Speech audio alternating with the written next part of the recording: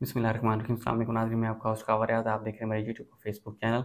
नाज़रीन, अगर आप सोयाबीन सीड को मार्केट से इसलिए परचेज़ करते हैं ताकि आप उसमें से ऑयल को एक्सट्रैक्ट कर सकें और मील बना सकें, तो सबसे पहले आपको सीड के कुछ ज़रूरी टेस्ट हैं जो लैब से करवाने आपके लिए बहुत ज़रूरी हैं, ताकि आपको मालूम हो सके कि सीड की क्वालिटी ए ग्रेड है या बी ग्रेड है। क्वालिटी का जब आपको पता चल जाएगा, उसके बाद आप रेट को फिक्स करेंगे सीड के और फिर प्रोडक्शन की तरफ उसको लेकर जाएंगे ताकि आपको नुकसान ना हो। तो आज की वीडियो में मैं आपको बताऊंगा कि कौन से ऐसे ज़रूरी टेस्ट हैं जो आपको करवाने चाहिए।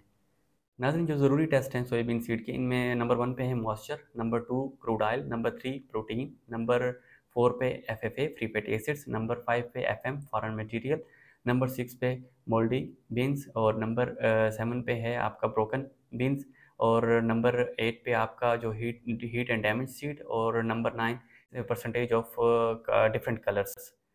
तो ये कुछ ज़रूरी टेस्ट हैं जो बहुत ही ज़रूरी होते हैं करवाने, ताकि आपको सीड की क्वालिटी का पता चल सके।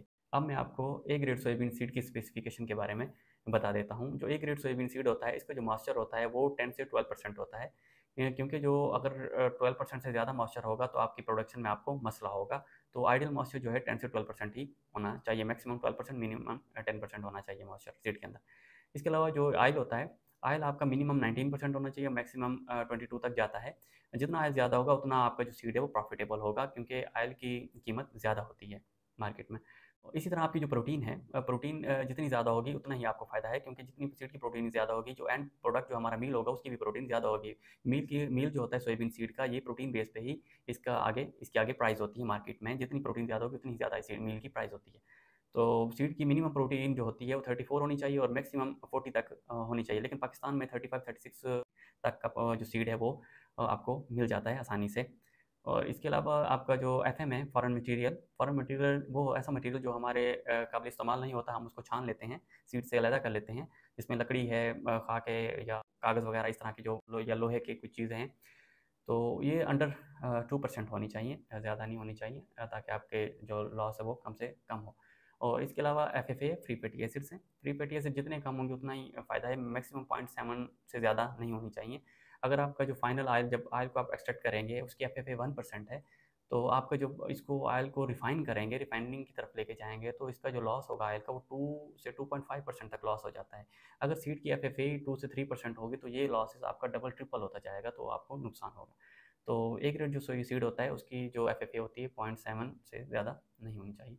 बाकी जो हीटेड सीड होता है, जैसे कि हीटेड सीड नील होना चाहिए, नहीं होना चाहिए, लेकिन बाज़ औक़ात शिप में हाई टेम्परेचर, मॉइस्चर और प्रेशर की वजह से सीड हीट हो जाता है, लेकिन 0.5 तक अलाउ होना चाहिए, इससे ज़्यादा नहीं होना चाहिए। इसके अलावा मोल्डिंग, फंगस नहीं होनी चाहिए सीड में, नील होना चाहिए। और इसके ब्रोकन बीन्स की बात करें तो जब सीड को आप थ्रेशर करते हैं तो सीड के पार्टिकल्स टूटते हैं, जो सीड है वो दरमियान से कट हो जाता है, टूट जाता है। तो ये अंडर 10% हो तो बेहतर है। उसके अलावा के सीड के मुख्तलिफ कलर्स होते हैं, येलो होता है, वाइट होता है, ब्लैक होता है, ग्रीन होता है, ग्रे होता है, ब्राउन होता है। ये कलर्स को भी देखा जाता है, परसेंटेज को, कितनी परसेंटेज के कलर्स हैं। लेकिन पाकिस्तान में ज़्यादातर जो है येलो कलर्स का ही सीड पाकिस्तान में आता है।